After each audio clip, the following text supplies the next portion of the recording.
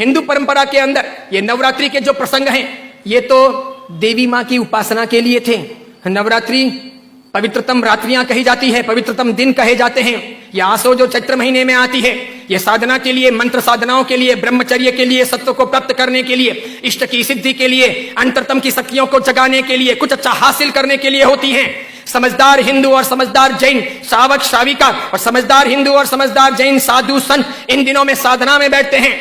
मौन रहते हैं, ब्रह्मचर्य का परिपालन करते हैं और आगे बढ़कर के शक्तियों को साधते हैं। उस जमाने में देवी माता की आरती करना, घट स्थापना करना, देवी माता को रिझाना और पुरुष एक तरफ, महिला एक तरफ, महिलाओं की जगह में, पुरुष की जगह में, देवी माता को बीच में रख करके मात्र उनके हाथ से गरबे लें और इस प्रकार उनकी भक्ति करें। यह परंपरा थी नवरात्रि की।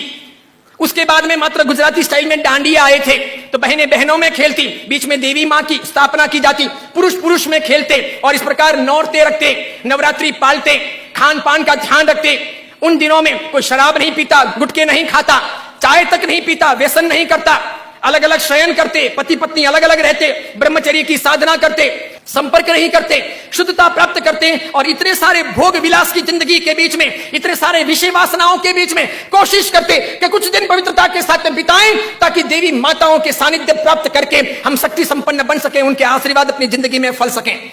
गरबे गई, फिर डिस्को आया, नाना प्रकार के धुनें आई, नाना प्रकार के गायक आए,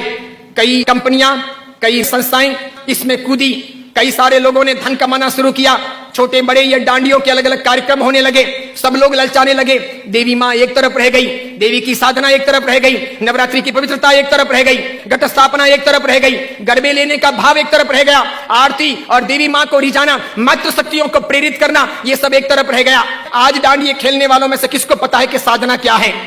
ब्रह्मचर्य क्या है, ये क्यों है नवरात्रि, इसका हेतु क्या था, इसका रीजन क्या था, ये क्यों खेलनी चाहिए या नहीं खेलनी चाहिए, तो क्यों नहीं खेलनी चाहिए। मेरा ही नहीं, भारत के कई सारे अखबारों का, कई सारे समाजविदों का, कई सारी अन्य सामाजिक संस्थाओं का ये सर्वे वर्षों से रहा है, समय समय पर किया जाता रहा है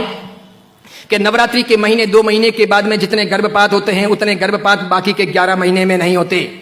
तो ये व्यभिचार नहीं है तो क्या है, ये दुराचार नहीं है तो क्या है, ये जीवन की भ्रष्टता नहीं है तो क्या है। इस बात पर मैं कुछ वर्षों पहले बोला था, अभी किसी ने वो वीडियो वायरल कर दिया और उस वीडियो को लेकर के अखबार ने लिखा। मैंने कहा जो सच है वो सच है कि हम अपनी साधनाओं को बचाएं, बेच ना दें। हिंदू धर्म की परंपरा हो कि जैन धर्म की परंपरा हो, कोई भी उत्सव महोत्सव हो, मैंने समय समय पर यह भी कहा था, गणपति अगर हिंदू धर्म के देवता हैं और गणपति के महोत्सव अगर मनाए जाते हैं या उनका आराधन अगर किया जाता है तो उसमें कहीं जुआ नहीं खेलना चाहिए, शराब नहीं पीनी चाहिए, गणपति के नाम पर तमाशे नहीं करने चाहिए, लड़कियों के साथ में नाच गान नहीं होने चाहिए, गणपति लड़कियों को छेड़ने के लिए महोत्सव के तौर पर नहीं आ रहे, लड़कियां अपनी जगह पर हो, पुरुष अपनी जगह पर हो, वहां शराब नहीं पी जानी चाहिए, उनके पैसों का प्रपंच नहीं होना चाहिए, गणपति को सेलेबल नहीं बनाया जाना चाहिए। हिंदू धर्म अगर इन चीजों को नहीं संभालता है तो धीरे धीरे भारतीय संस्कृति का विनाश होगा। सिखों ने अपनी धर्म परंपराओं को संभाला है, मुसलमानों ने अपनी धर्म परंपराओं को संभाला है, ईसाइयों ने अपनी धर्म परंपराओं को संभाला है। उनके जो ओकेशन होते हैं वो दूसरों को इंटरफियर करने नहीं देते, वो उसमें घालमेल नहीं करते। हिंदू और जैनों को इस बारे में सावधानी रखनी आवश्यक है। कल ऐसा ना हो जाए कि पर्युषण महापर्व के दिन आए या राखा तीज का दिन आए या कार्तिक पूर्णिमा का दिन आए और कोई उसे किसी प्रतिष्ठान के नाम पर प्रोजेक्ट कर ले कि चलो अब महोत्सव को इस प्रकार मनाएंगे, उस प्रकार मनाएंगे, तो 25 साल 50 साल के बाद में ऐसा हो सकता है कि हमारी होली की आराधना या हमारे पर्युषण महापर्व की आराधना का रूप रंग बदल जाए।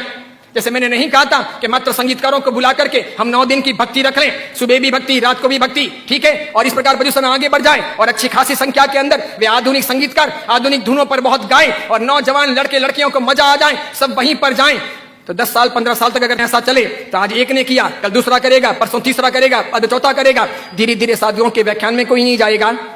पर्युषण महापर्व के प्रवचन एक तरफ रह जाएंगे, कल्पसूत्र जी हवा खाते रह जाएंगे और पर्युषण का रूप बदल जाएगा। ये नहीं हो सकता, ये नहीं किया जाना चाहिए।